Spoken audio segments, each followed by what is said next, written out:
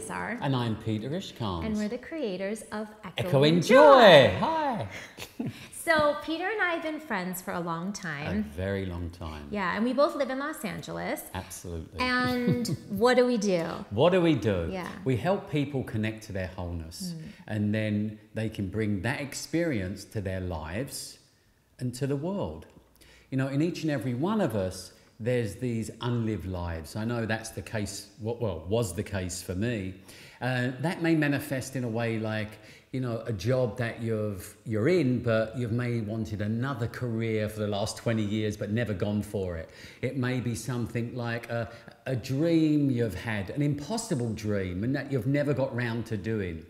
You know, we always find that there is something. And what we do is we help people recognize that, create it, live it, and then bring that out to the world. And people are much more inclined then to make an impact in the world when they find their purpose. So we started Echoing Joy as a platform where we can share our stories and our perspectives with you. And we want it to be interactive. So you'll hear from us. And we're here from you. So we can all learn from each other. I love that. So, yeah. So let's talk a little bit about joy. Joy. Oh, I like the British sound of the word joy. It's very elegant. Yeah. Doesn't everything always sound better when someone British is saying it? Well, I think so. Okay, so back to joy. Perhaps many of you can relate to this. I know Peter and I do. That overall, there's a desire to experience joy in our lives. Yeah, we all want to be happy. Right. We all want to be happy. Peter, are you feeling joy? Well, you know, I knew you could ask me that because I do feel a lot of joy. I have to say, this guy tends to feel a lot of joy pretty much no matter what's going on. No matter what's going on. Doesn't matter what's going on the outside, but I'm very connected with myself on the inside. Yeah. But it wasn't always like that. Yeah. I was miserable for years. Well, at least he's laughing. Okay, so tell us about that time. Well, you know, the thing was this, really. I mean, I was looking for happiness and joy in the outside world, through in the material world, through the senses. You know, that became about by finding a new car, new clothes, a watch, a house. You know, I thought something like that would really bring me a lot of joy. And although those things are great, you know, it never really lasted. I always wanted more. And it wasn't until I found someone that actually showed me to bring those senses within through meditation that I found that there was this storehouse of joy within me that really was, you know, inexhaustible. And the more I got in contact with that, you know, things like fear and worry just seemed to leave me. My perception of myself and the world completely changed. And yes, I did start to feel a lot more joy on a daily basis. You know, it was an incredible thing, a real ha-ha moment, you know. Yeah. But the thing is, when I always think about joy, I always think about that time that you spent with the homeless guy and how much joy that brought you, just connecting with another human being. So would you tell me that story again? Tell everyone that story because I love it. Yeah, so it was a few years ago. I was in a really great program and we were given an assignment. It was December, and we were all asked to participate in 4 random acts of kindness. And I just loved the assignment. I thought it was so great just to see how that was going to unfold. So the experience that really stayed with me was this one day I was holiday shopping, and I was passing a Subway restaurant, and there was someone homeless out, you know, sitting outside. And so I asked him if he was hungry, and he said he was. And I said, well, what can I get you? And he said, oh, you know, anything is fine. I said, well, you know, what would you really like? Like, what's a sandwich you would really like? So then he told me very specifically. I mean, it was like no tomato and no onion. Sounds like someone I know, like Debra. I'm very specific when I order. It's true.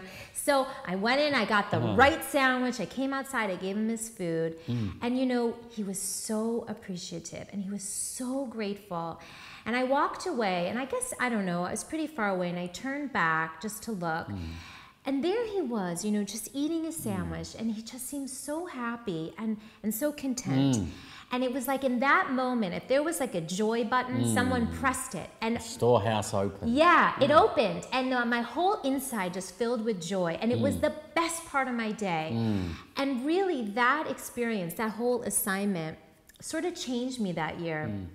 And it was like I was starting to just look at people and the world in a slightly different way. And I was looking for ways to participate and give, oftentimes in small ways. And you know, whenever I do that, that wonderful joy sensation comes up. I can feel it. I can feel it. Yeah. Every time you tell me that story, I feel it again. It's beautiful. Yeah. You know, what I heard, though, is that really the sandwich was like the vehicle that got you to him, but it's really when we connect heart to heart that the real joy between each other, you know, gets uplifted. It uplifts our lives and it uplifts the lives of others.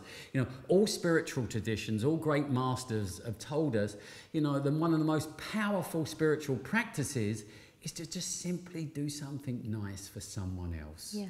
You know, that's a great thing. And, you know, and it can be just a small thing. It can be just like smiling at somebody when you're walking down the street. So it could be absolutely anything. And, you know, in later episodes, we're gonna talk a lot more about meditation and turning within. So, you know, you'll actually find out some ways of really connecting with that. Yeah. But, you know, again, just do something nice for someone else. Yeah, and we would love to hear from you. We'd love to hear about your thoughts and feelings about joy, right? Yeah. And it's like, how do you do it? How do you do it? Right. What do you do that brings you joy to yourself and others? Yeah, and you know, if you're not feeling particularly joyful, that's okay. Normal. It's very normal. But perhaps experiment and participate in a random act of kindness. See if you feel anything different. See if anything changes. And if you do something with a little bit of love. I'll do it with a lot or of love. Peter likes to say a lot of love. That's, I think, what really stays in the absolutely. exchange, right? Far longer than the physical gift. Yeah, so let us know what you're doing. Yeah, please visit our Facebook page at Echoing Joy. Leave us a comment there or just below. We also have a new website, echoingjoy.com, so we would love for you to visit us there too. Absolutely. Yeah. Now So, our favourite part. We're Yeah. going to give you a lot of joy. joy! Joy! Thank you so much for being with us. See you soon. We'll see you soon. Bye.